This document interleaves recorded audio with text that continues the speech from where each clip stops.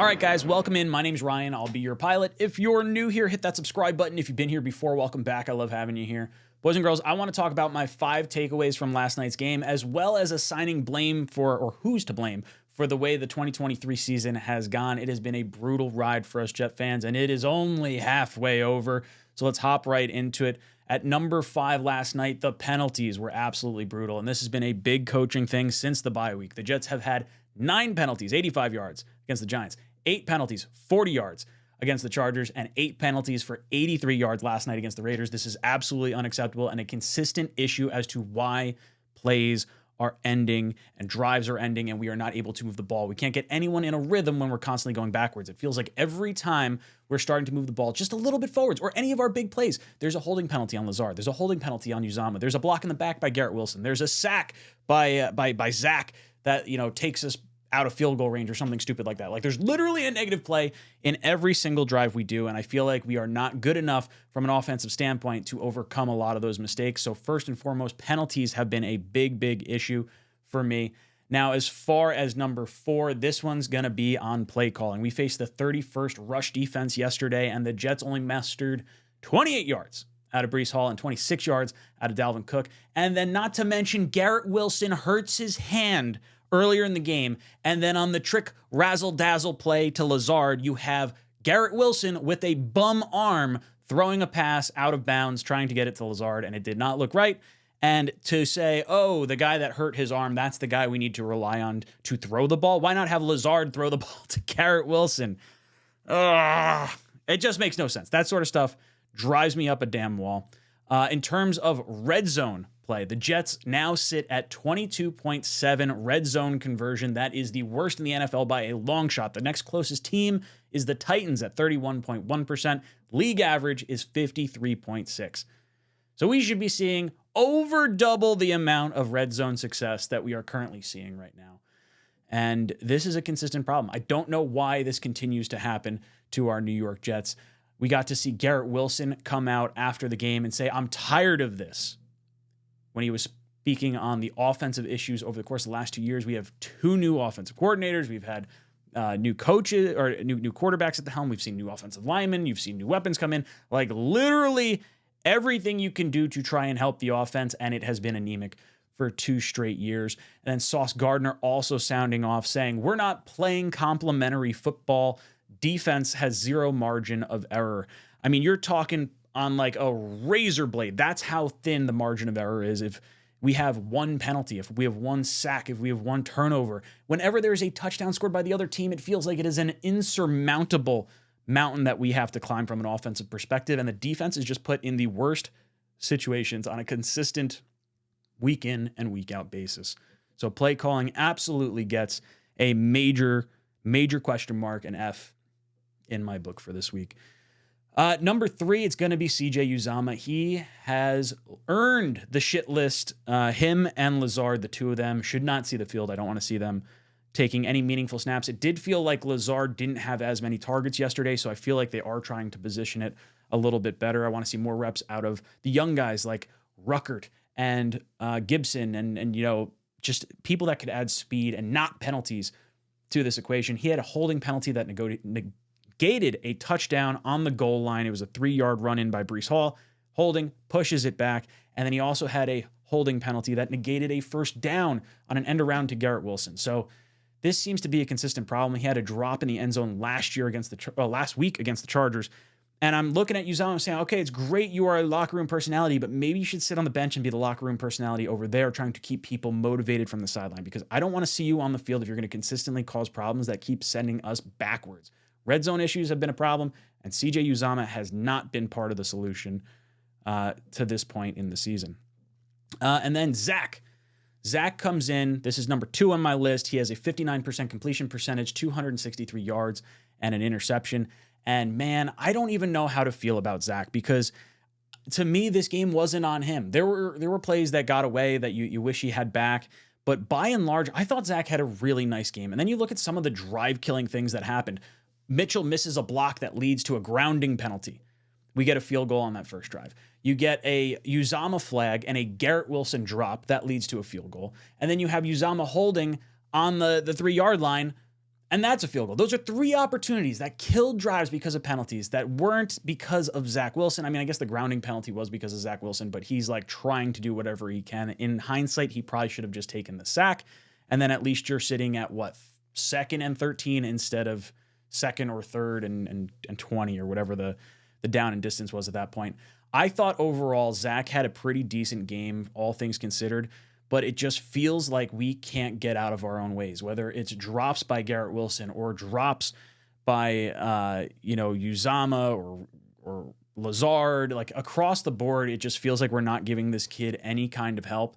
And the interception that he threw, completely inexcusable. He had 2 guys open on either ends of the field, and he decided he wanted to force it into, I think it was Lazard at that point in time. But if you guys want to check out every single throw that he did and sort of grade it for yourself, I did put up the every throw video for the Raiders game, and the first pinned comment that you'll see in the comment section, I did my notes based on each drive and just some interesting things that happened throughout the game that prevented drives from continuing or, maybe been a reason why things just sort of stalled out. So Zach Wilson, I don't think was the bigger problem today. I mean, he had a beautiful no-look pass to Lazard. Like literally, I think was that Lazard's only catch, and it was the one catch that I thought he wasn't going to catch. He literally bobbled it 3 times. You can call it 3 catches in one play there. It really frustrating to see from Lazard, and Zach's putting things on the button, and you want to be able to see a clean catch and then just run. But I feel like we're having some concentration issues, and I don't think this is so much a Zach issue as much as it is a lot of other stuff going wrong on the offense for this week. And then number 1 for me, things that I want to talk about, Aaron Rodgers saying he's trying to come back, plans to return to play in the middle of December. This was reported on either during the game or just before the game. Robert Saleh was asked after that, and he said, if he's cleared by doctors, the Jets will clear him and he will be allowed to play. So when you're looking at the schedule, this is the Jets' remaining schedule the rest of the way out. We're obviously sitting at 4-5. So mid-December, you're talking maybe the Miami game, more likely the Washington game, and then you have Washington, Cleveland, New England. But let's be optimistic. Let's say Miami. You get 4 games at the end of the season. Let's say Rodgers can win all 4 of those. That's 8 wins you're currently sitting at, if that is the best case scenario. Last year, 2 teams made it into the playoffs with a 9-8 record, which means the Jets would have to find 1 more win across Buffalo, Miami, Atlanta, and Houston if you can get Rodgers back for the final 4 weeks of the season. Now, that was 1 team making the playoffs at 9-8 and 1 team not making the playoffs at 9-8. So realistically, 10-7 is probably what you need to get into the playoffs. And the Jets are already sitting behind, the 8 ball. You lost to the Chargers, you lost to the Raiders. Those are teams, I think teams 11-12 or 13-14 in terms of the seeding, and we are behind them. So we have to leapfrog them by a whole game. I think the Jets' percentage chance of getting into the playoffs now sits around 3 or 4%. It is astronomically low. And at this point in the season, I do not want to see Rodgers come back.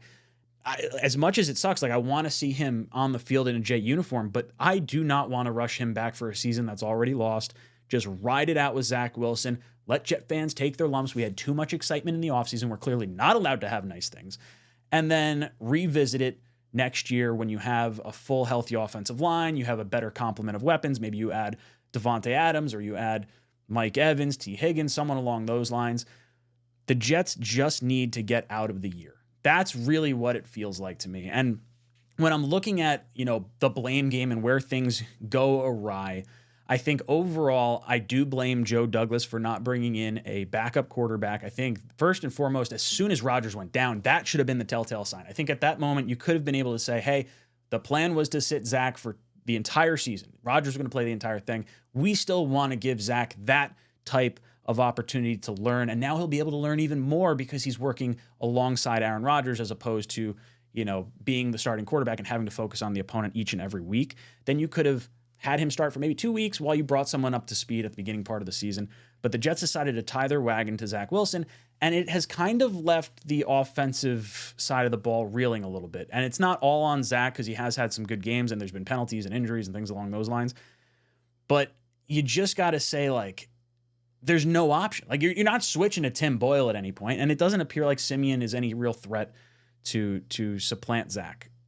So I would have loved to have seen a backup come in, like a veteran, like a Brissett, like a Gardner Minshew, someone along those lines that you could have at least felt comfortable moving towards in some tricky situations. And then from an offensive side of the ball, Is it all on the quarterback? I don't think it is. I think Hackett has had a really rough go of it this year.